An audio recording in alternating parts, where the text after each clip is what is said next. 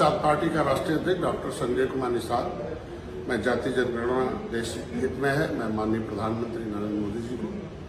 मैं आभार प्रकट करता हूं और धन्यवाद भी देता हूं। निषाद पार्टी हमेशा जातीय जनगणना के पक्षधर रही है और हमेशा इसका आंदोलन की है, जेल भी गए हैं। उसके लिए मैं हमेशा इसके लिए जो अभी विपक्ष में लोग हैं, कभी सत्ता में थे, इसके लिए बहुत अवरोध उत्पन्न किए, आज जो भी बोल लें। लेकिन मैं जातीय जनगणना जो मूल जनगणना करवाने का जो निर्णय आज लिया है माननीय प्रधानमंत्री जी ने, उसका मैं कैबिनेट के द्वारा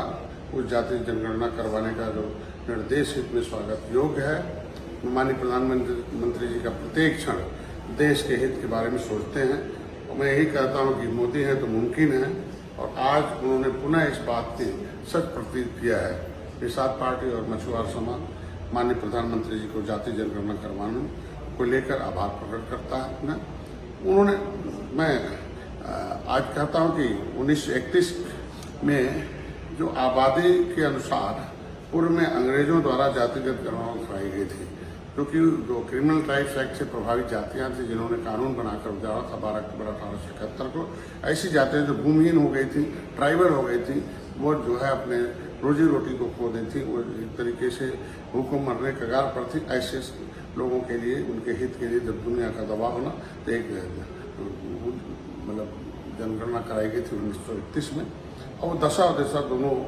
जो उस समय जो है था जनगणना के अनुसार फिर से धीरे धीरे बदलना शुरू हुआ। सामाजिक न्याय के लिए जातिगत जनगणना बेहद जरूरी है, क्योंकि ये देश और सरकार को पता होना चाहिए कि कौन सी जातियों के विकास की धारा में नहीं जुड़ पाई है और कौन से लोग विकास की धारा में जुड़कर वो अपने को संपन्न हो चुके हैं। या संविधान के मुताबिक सामाजिक न्याय की जो बात की जाती है संविधान में अम्बेडकर के द्वारा, वो तभी होगा जब जातीय जनगणना के माध्यम से आर्थिक सामाजिक स्थिति का पता चल जाए कि इन जातियों के साथ अभी तक इतने लंबे अरसे से सबको वोट देती रही, सरकार बनाती रही, बदले में उन्हें क्या मिला है, ये बहुत जरूरी थी। आज उनको कैबिनेट से पास करके सरकार ने जो किया है उसे मैं धन्यवाद देता हूँ। इस तरीके से मैं कहूँगा कि मछुआ समुदाय के सभी उपजाति, निषाद, केवट, मल्ला, बिंद, कश्यप, हाथी, मलय, तुरैहा, कश्यप, ये भर राजभर जो प्रजापति या पिछड़ी जातियाँ जो उनकी आबादी अच्छी खासी है, ऐसे पिछड़ी जातियाँ जो अनुसूचित जात की सूची मझवार, गौड़, तुरैया, खरवार, बेलदार, खरोट, कोली 7 नामों में है, शिल्पकार भी है, परमाली, पासी भी है। ऐसे में इनकी जातियों को 1931 में, 1941 में जनगणना हुई थी, 1961 में हुई थी। कांग्रेस ने 1951 में बंद कर दिया था और 1961 में केवल अनुसूचित जाति की थी। कांग्रेस ने बंद करके 75 सालों तक इन जातियों के साथ अन्याय किया। उसी का लाभ हुआ कि अगर मालूम हुआ होता कि इनकी संख्या अगर अधिक है तो राजनीतिक रूप से एक होते, और ऐसी जातियां आज के दिन में फिर कहता था कि सेंसस मैनुअल 1961 के आधार पर हम उत्तर प्रदेश के लिए जो सेंसस मैनुअल आया था उसमें हमारी सभी उपजातियां अनुसूचित जाति की सूची में मझवार जो है के नाम से, तरमाली, पासी के नाम से और शिल्पकार के नाम से हो, और आज होनी चाहिए उनकी मूल जाति में जो संविधान में मिला हुआ जाति है उसमें होना चाहिए, न कि अलग अलग होना चाहिए। वो जब 1961 में सेंसस मैनुअल का हम केंद्र सरकार से मांग भी करेंगे, चिट्ठी भी लिखेंगे कि आर्थिक सर्वेक्षण भी कराई जाए कि ऐसे हमारे तब जातियां जो भूमिहीन हैं या अंग्रेजों से उजड़ी हुई हैं, अंग्रेजों ने कानून बनाकर जिन्हें उजाड़ा था, उन्हें पता चल सके कि कौन सी जाति की आज के दिन में प्रति व्यक्ति आय कितना है, गरीबी रेखा से कितने नीचे है। उन्हें विकास की मुख्यधारा में जोड़ने के लिए जो योजनाएं थी वो कम है, उसे और भी संचालित किया जा सके। जो भी आज के दिन में जिस तरीके से मैं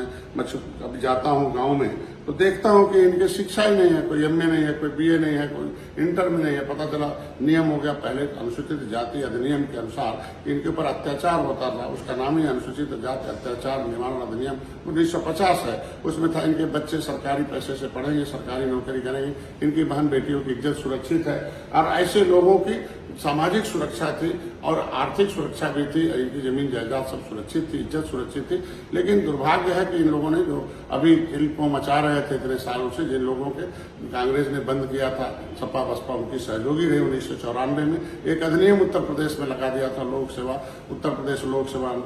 अनुसूचित जाति पिछड़े वर्ग आरक्षण अधिनियम 1994, उसमें लिख दिया कि जातियां हैं पिछड़ी, अब खाएंगी खिचड़ी। ऐसे जातियों को जो शिक्षा है वो छीन लिया था और जो उनका रोजगार छीन लिया था, उनका मिला हुआ संविधान में अवसर मिला हुआ। आज इस जाति जनगणना के अनुसार हमको लगता है कि संविधान में मिला हुआ हक इन जातियों को मिलेगा, हाई कोर्ट ने कहा भी कि नो एनी है for the state government high court in matter of SC/ST। तो ऐसे में इन जातियों के साथ केंद्र सरकार से इनका आज के दिन में जो जनगणना होगी, निश्चित रूप से ऐसी उजड़ी हुई जो जातियां उत्तर प्रदेश में 193 हैं और 100 जो पूरे देश में 578 जातियां हैं जिनको अंग्रेजों ने कानून बनाकर उजाड़ा था, क्रिमिनल ट्राइब प्रभावित जातियां, देश को आजाद कराने वाले, जो मुगलों को मौत के घाट उतारने वाली हैं, ये जो है इनको भगवान राम को पार उतारने वाली हैं, ये सारी जातियों का दशा बहुत खराब है, निचले पावदान पर है। इसीलिए संविधान बनाता हो उसमें लिखा था ग्रुप ऑफ कास्ट मतलब नीचे सूचित सूचित किया जाएगा जो आर्थिक राजनीतिक आधार पर शैक्षिक आधार पर नीचे है, ऐसी जातियों को शिक्षा